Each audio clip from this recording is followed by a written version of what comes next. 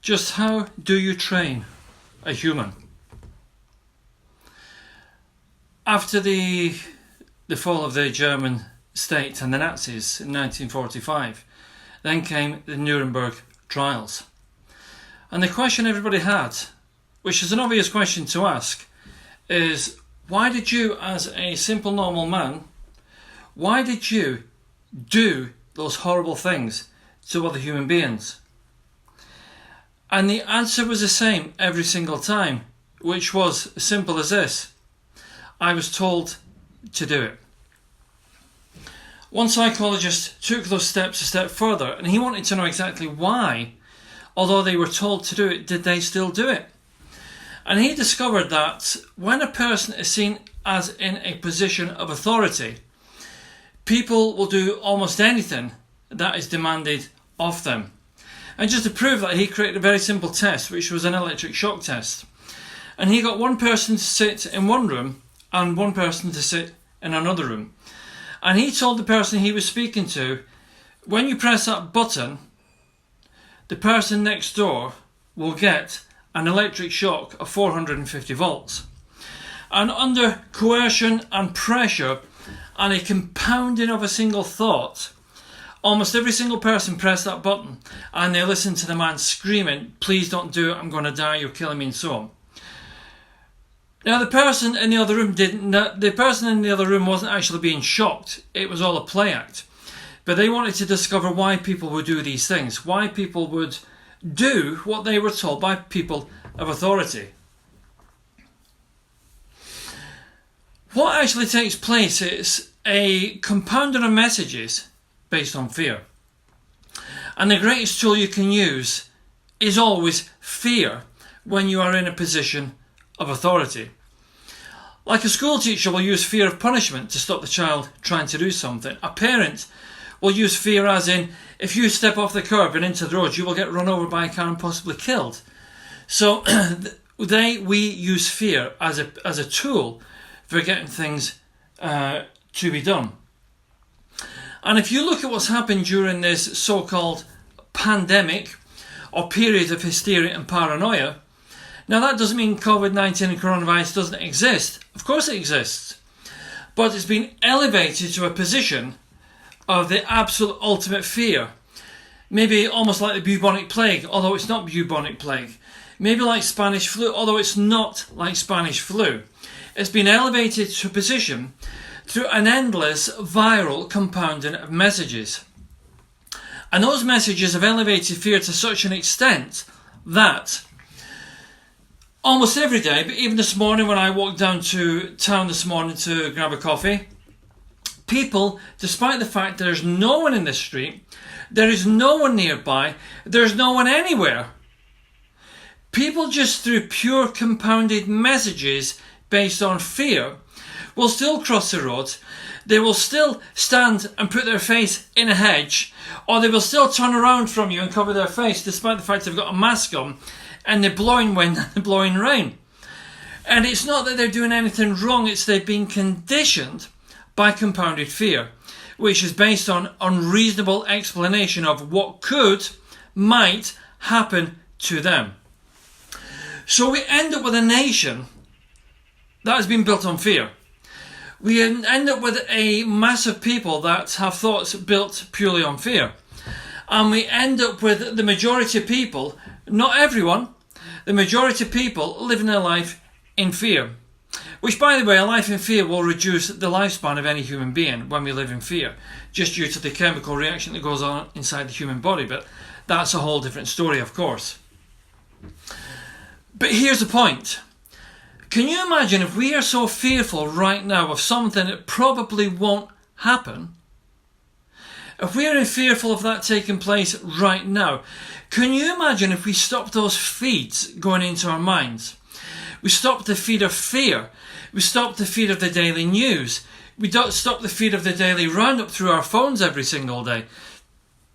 We took control of those feeds and blocked them from our life and started feeding only good things into our life.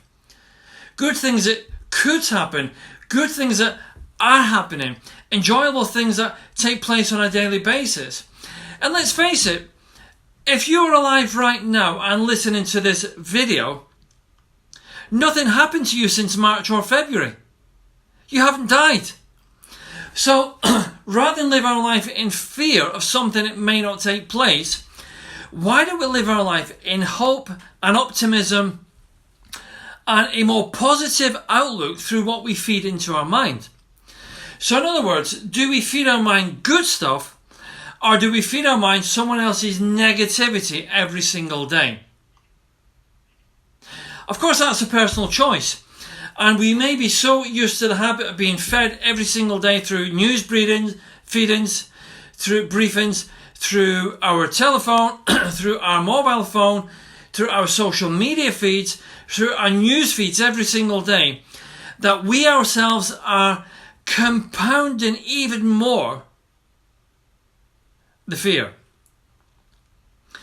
And it's interesting, even in nature shows that that's what happens. I mean, in nature, a diamond is created through a compounding of pressure over a period of time. A human mind can be shaped to rethink different over a compounding of pressure over a period of time. Why did the Germans behave the way they behaved in those days?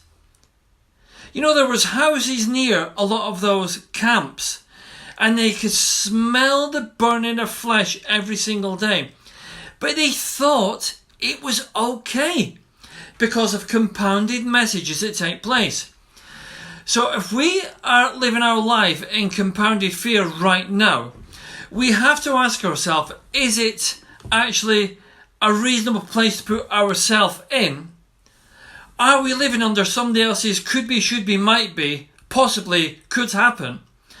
Or are we feeding ourselves with a more positive, a more optimistic feed that allows us to see and think and feel that, you know what, everything is okay. Everything is fine. Everything is going to be okay. And let's face it, even the sustaining of these compounded negative messages, they cannot continue. When will they end? I don't know. But what we do know is they cannot continue, because governments cannot afford to continue them. And the controls and the fears and the almost, dare I say it, Gestapo-like behaviour, it cannot continue.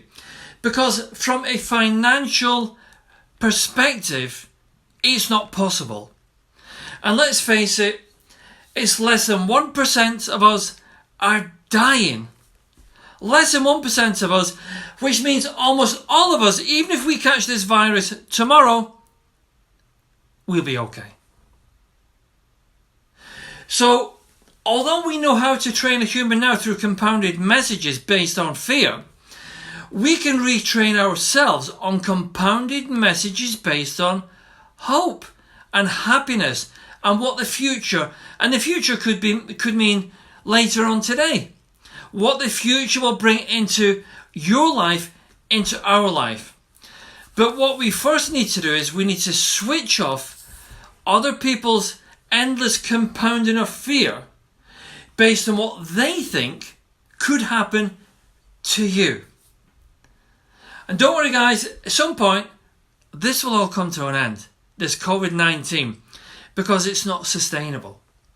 And the virus may not arrive. The vaccine may not arrive. But you know what? You may be listening to this and you may be locked into that feed of negativity, of endless death and destruction. You may be locked into that, and you may be looking and listening to me to say, what the hell is he going on about? Is he going crazy? But the reality is, you can train your mind and yourself and your life to be completely satisfied, completely happy, completely hopeful, as long as you take control of training your human yourself. Guys, find out more about me on alanforrestsmith.com. As always, peace.